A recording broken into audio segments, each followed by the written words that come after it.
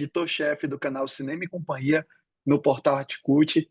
Para mim é uma honra estar falando com você, parabenizar para você, parabenizar você por esse projeto maravilhoso chamado Termodielétrico, exaltando o melhor do cinema nacional. Muito obrigado por nos receber, tá bom? Serei bem breve nas minhas perguntas. Obrigada a você, Luan, pelo convite. É um prazer falar com você também.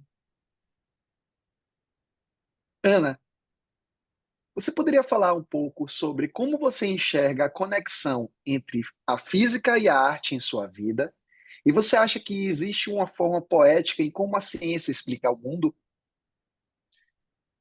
Olha, Luan, muito boa a sua pergunta. Eu acho que esse Obrigado. filme ele tem o mesmo uma intenção, né, uma pretensão e uma intenção de juntar, né, essas esferas mesmo da arte e da ciência, né? Eu acho que esse é justamente o atravessamento maior que esse filme me deu, né? Porque eu fiz esse filme a partir de uma perda. Quando eu perdi meu pai, é que eu me interessei por essa história familiar do meu avô cientista, que eu não havia conhecido. E o que eu acho que eu queria era, de certa forma, entender como é que eu poderia olhar o mundo de uma outra forma, que não a forma que eu estou acostumada, que é a forma, né, olhar o mundo através da arte, através da literatura, que são as minhas esferas de atuação. Então, trazer a física, né, e a ciência para a minha vida foi algo que eu acho que ampliou muito o meu repertório da forma de enxergar a vida, né? E eu acho que o que eu quis fazer com o filme foi justamente isso, foi entender essa história desse fenômeno, o que que é esse fenômeno, o que é o fenômeno termodielétrico, né? E se eu descobri lá nas minhas pesquisas que o fenômeno termodielétrico tinha a ver com a geração de correntes elétricas associadas à mudança de estado físico em certos materiais, do sólido para o líquido, do líquido para o sólido, nas experiências do meu avô, ele descobriu que derretendo um pedacinho de cera de carnaúba ou solidificando, isso seria capaz de gerar eletricidade sem nenhuma interferência externa. Eu achei que isso poderia ser apropriado poeticamente e filosoficamente para a minha experiência de vida mesmo, como saber lidar com as situações quando há transformações na nossa vida, quando a gente perde uma pessoa ou quando algo se transforma de uma maneira radical.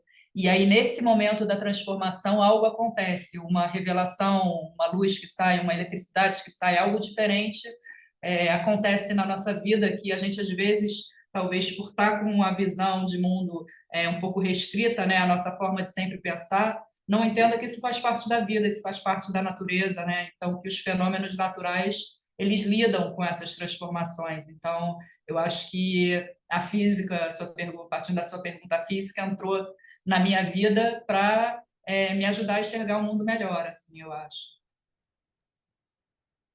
Muito bom, muito bom. Minha próxima pergunta é: como foi o processo de você incluir sua própria voz durante a narração do filme? Teve algum momento que você hesitou ou até quis mudar essa escolha? Poderia falar um pouco sobre? Claro, essa pergunta também é muito boa, porque não foi sempre assim, tá?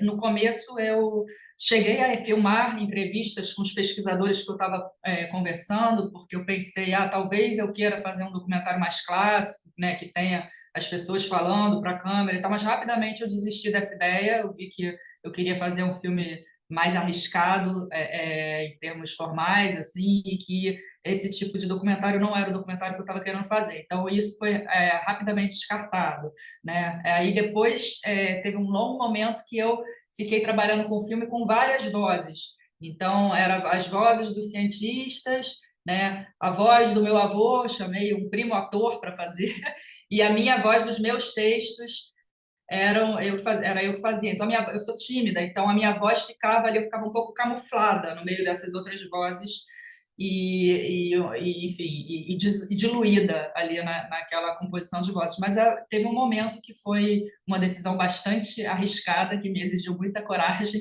que foi a de assumir que quem tinha que contar essa história era eu, e que isso me daria também muita liberdade criativa, porque eu fiz uma espécie de um caldeirão de vozes nos quais eu poderia botar livremente tanto trechos das entrevistas que eu fiz, quanto trechos de artigos científicos que eu li, ou poemas que eu achava que tinham a ver com o que estava sendo dito ali. Os meus textos, os meus poemas, as vozes do meu avô e da minha avó, os textos de cada um deles. Então, isso me daria muita liberdade, na construção dessa narrativa. E aí eu tomei coragem e assumi, né, que eu seria a narradora do filme, assim. Então, foi assim. E ao meu ver, Ana, deu super certo. Eu adorei essa perspectiva colocada no filme. Parabéns, viu? Ah, que bom que você conseguiu escutar bem a história. Esse é o objetivo. É, com certeza. Você mencionou que se interessou pela não linearidade do tempo. Existe algum momento da sua vida que você gostaria de revisitar de uma forma não linear? Todos, todos os momentos. Eu sou muito apaixonada por essa ideia de que a gente está o tempo inteiro misturando a realidade com a imaginação e com a memória. Então, eu estou falando aqui com você, mas eu posso estar pensando que na quinta-feira eu tenho que pegar um avião para ir para BH e que em 2016 eu fui lá e encontrei essa carta, né? Ou imaginando algo que eu gostaria de fazer.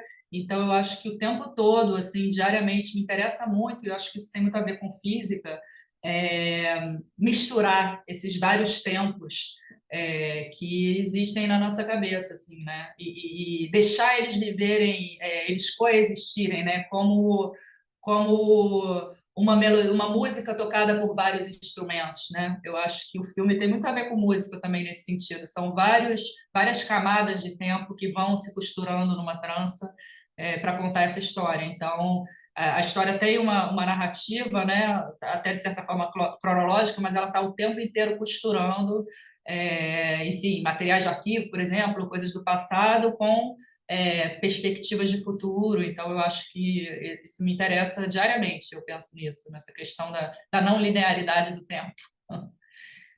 Em termos de montagem do filme, o documentário é um quebra-cabeça. Você vai montando e vai sentindo, e tem muito material bruto que você precisa sintetizar.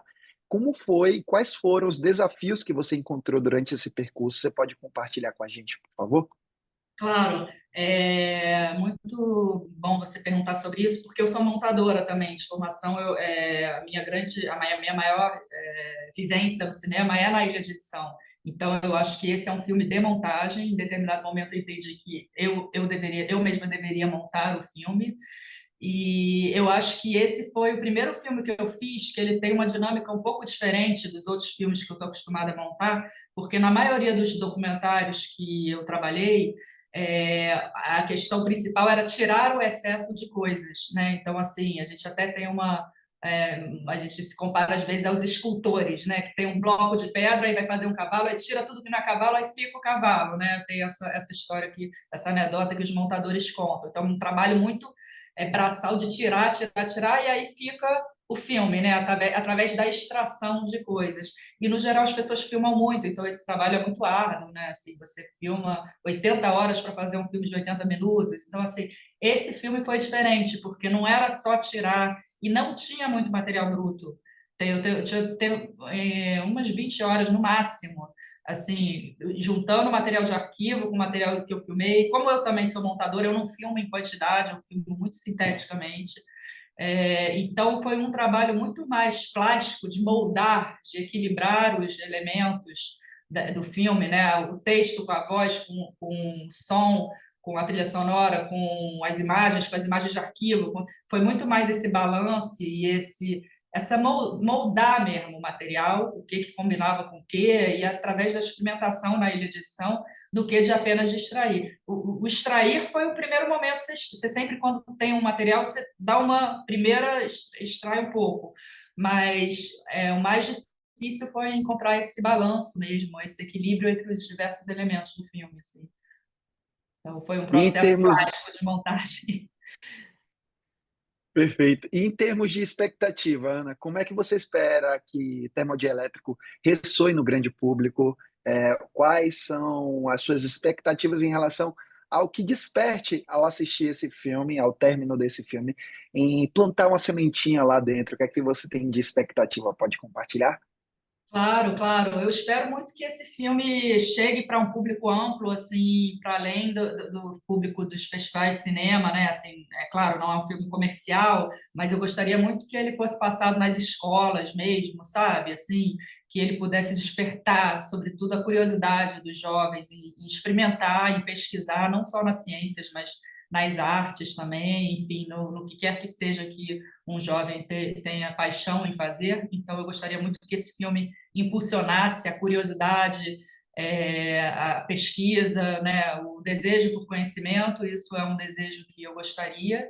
E eu gostaria também que as pessoas, em geral, saíssem do filme diferente do que elas entraram e pudessem, de certa forma, aplicar, nem que seja um mínimo grãozinho de areia, algo que tenha pegado ali do filme, enfim, e pudesse aplicar essa descoberta nas suas próprias vidas, assim, enfim, E para expectativa. finalizarmos esse bate-papo maravilhoso, Ana, que eu ficaria aqui horas e horas e horas conversando com você, eu gostaria de deixar uma missão, convidar a galera do Articult e do Cinema e Companhia a assistirem Termodielétrico nos cinemas. Então, fica à vontade para mandar uma mensagem. Claro, queria convidar todo mundo para assistir o filme. É um documentário de 72 minutos e que estreia no Brasil no dia 10 de outubro e no Rio de Janeiro, especificamente, só no dia 17 de outubro. Então, espero que vocês possam assistir e que saiam transformados do filme, nem que seja por um E, grãozinho de areia. com certeza, Ana, muito obrigado por nos receber, obrigado pelo tempo disposto. Desejo muito sucesso a você, ao seu filme e ao nosso cinema nacional. Tudo de bom, Muito viu? obrigada. Obrigada a Conte você, conosco Paulo. o que precisar, tá? Tá legal. Muito obrigada. Boa sorte para você também. Obrigado. Tchau, tchau. Tchau.